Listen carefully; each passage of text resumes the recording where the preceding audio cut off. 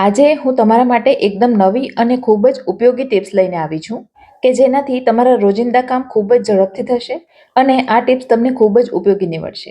પણ વિડીયો શરૂ કરતા પહેલા જો મારી ચેનલ ફૂડ વિથ ફાલ્ગુનીને તમે હજુ સુધી સબસ્ક્રાઇબ ન કરી હોય તો પ્લીઝ સબસ્ક્રાઇબ કરી દેજો. તો જોઈએ ટીપ નંબર 1.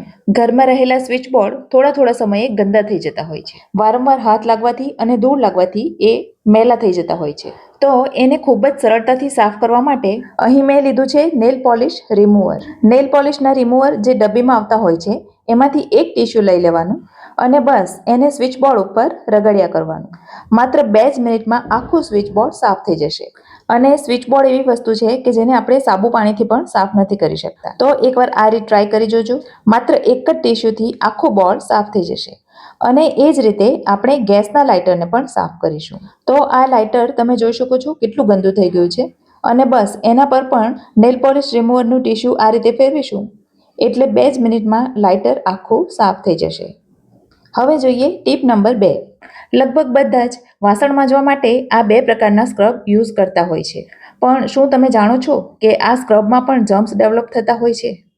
તો આ જે વાસણ માંજવાના સ્ક્રબ છે એને પણ 15-20 દિવસે બદલી નાખવા જોઈએ. અને ખાસ કરીને આ જે તારવાળા સ્ક્રબ હોય છે એને આપણે થોડા સમય યુઝ કરીએ એટલે એમાંથી ઝીણા તાર છૂટા પડવા માંડે છે અને એ ખાવામાં જાય એવો પણ ભય રહે છે.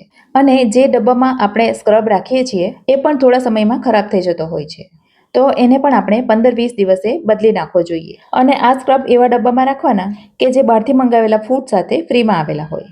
એટલે આ એક વસ્તુ ચોક્કસ દરેક ગૃહિણીએ કરવી જ જોઈએ.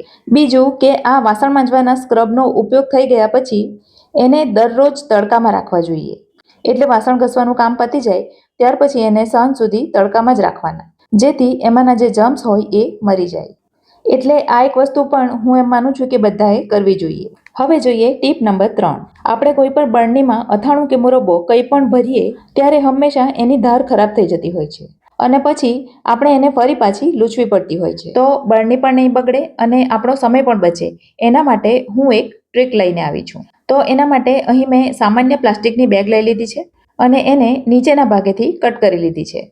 ત્યાર પછી એને ખોલી અને જે ખુલ્લો ભાગ છે એને બરણીની અંદર અડધે સુધી જવા દેવાનો અને બાકીના ભાગને આ રીતે બહારની તરફ પહોળો કરી અને એના ઉપર રબર બેન્ડ લગાવી દેવાનું. અને ત્યાર પછી આપણે એમાં જે કંઈ ભરવું હોય એ બિંદાસ ભરવાનું. બરણી તો જરાય ખરાબ નહીં થાય અને આપણો સમય પણ બચશે.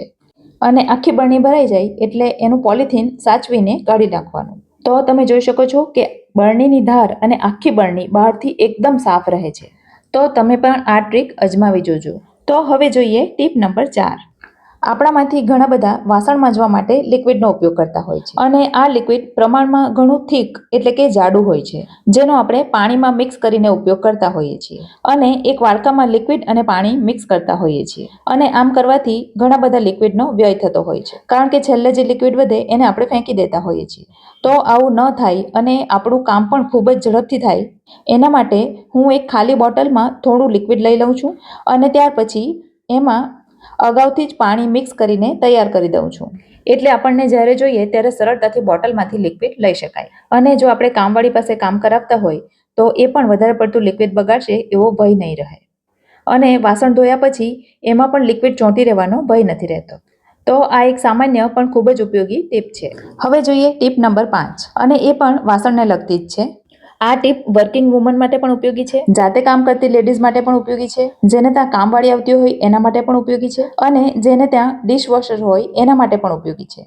તો એના માટે વાસણ થોડા ભેગા થાય એટલે નાના વાસણને એક નાની ડોલ અથવા ટબમાં ધોઈ અને મૂકી દેવાના અને મોટા વાસણને મોટા ટબમાં ધોઈ અને મૂકી દેવાના. એકદમ પ્રોપર ધોવાનું જરૂરી નથી, માત્ર એની ઉપરનો એઠવાડ નીકળી જવો જોઈએ. ત્યાર પછી એ ટબને પાણીથી ભરી દેવાનું અને એમાં અડધી ચમચી વાસણ માંજવાનું લિક્વિડ ઉમેરી દેવાનું. આમ કરવાથી વાસણ ભીના તો રહેશે જ પણ એની અંદરની ચીકાશ પણ નીકળી જશે કારણ કે આપણે એમાં થોડું લિક્વિડ ઉમેર્યું છે. હવે આ વાસણને તમને આખા દિવસમાં જ્યારે પણ સમય મળે ત્યારે માંજી શકો અને ત્યારે વાસણ માંજવા માટે ઓછું લિક્વિડ જોઈશે. તો આ રીતે કરવાથી સમય તો બચે જ છે પણ વાસણ સાફ હોવાથી તમને થાક પણ ઓછો લાગશે. તો આ ટ્રીક વિશેનો આખો વિડીયો મેં મારી ચેનલ પર મૂક્યો છે જેની લિંક મેં ડિસ્ક્રિપ્શન બોક્સમાં આપી દીધી છે, તો તમે ત્યાંથી પણ જોઈ શકો છો. અને હા, આ રીતે કરવાથી કપરકાબી જેવા વાસણો તો દૂધ જેવા ઉજળા થઈ જાય છે. તો હવે જોઈએ ટીપ નંબર 6. આપણે જ્યારે પણ કોઈ પણ શાકભાજી લાવીએ ત્યારે એને પાણીથી ધોતા હોઈએ છીએ અને એને પાણીથી ધોવાથી શાકભાજી ઉપરનો ધૂળ કચરો તો નીકળી જાય છે, પણ એના ઉપરનું જે પેસ્ટિસાઇડ હોય છે, એટલે કે એમાં જે દવા છાંટવામાં આવેલી હોય છે, એ સાદા પાણીથી નથી નીકળતી. તો શાકભાજી ઉપરની આ જંતુનાશક દવાઓને દૂર કરવા માટે આપણે શું કરવું જોઈએ એ આપણે જોઈશું. તો એના માટે સૌથી પહેલા તો શાકભાજીને સાદા પાણીથી ધોઈ લેવાનું અને ત્યાર પછી એ પાણી નિતારી લેવાનું.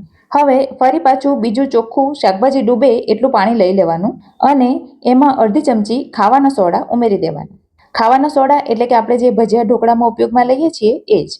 અને ત્યાર પછી આ સોડાને પાણીમાં બરાબર મિક્સ કરી અને શાકભાજીને 5 મિનિટ સુધી આમને આમ રહેવા દેવાના. અને 5 મિનિટ પછી શાકભાજીને ફરી પાછું એ જ પાણીમાં રગડી અને એ પાણી નિતારી લેવાનું અને ત્યાર પછી બીજા સાફ પાણીથી ધોઈ લેવાના. આમ કરવાથી શાકભાજી ઉપરનું બધું પેસ્ટિસાઇડ નીકળી જાય છે. ફ્રેન્ડ્સ, તમારી પાસે જો કોઈ નવી કિચન ટિપ્સ હોય તો મને કમેન્ટ બોક્સમાં લખીને જણાવજો. સાથે તમારું નામ અને તમે ક્યાંથી છો એ પણ જણાવજો.